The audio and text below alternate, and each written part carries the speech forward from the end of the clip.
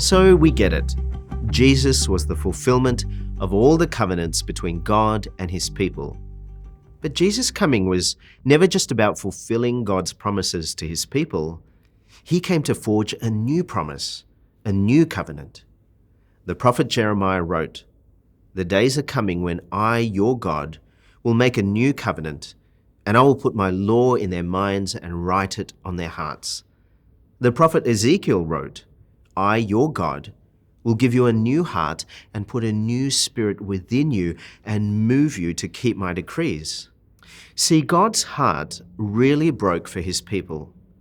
In Hosea chapter 11, verse 1, God laments that when Israel was a child, I loved him.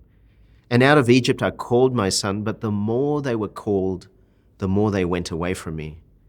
So imagine what happened when the Gospel of Matthew shared the good news of how Jesus is the long-awaited answer we've all been waiting for. Just like his people Israel, Jesus came up out of Egypt, he passed through the waters, and he was tested in the wilderness. God himself testified, "This is my beloved Son with whom I am well pleased." Filled with the Spirit and having the law written on his heart, Jesus was the perfect, true King ruling with justice and righteousness. And in his goodness, he covered over our sin and restored us to himself with a new covenant. On the night Jesus was betrayed, he took bread, and when he had given thanks, he broke it and said, "This is my body, which is for you. Do this in remembrance of me."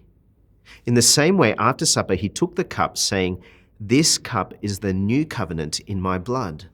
Do this whenever you drink it in remembrance of me." Jesus' life, death, and resurrection are the fulfillment of the promise of a new covenant, a covenant for all of us, that all creation might be restored.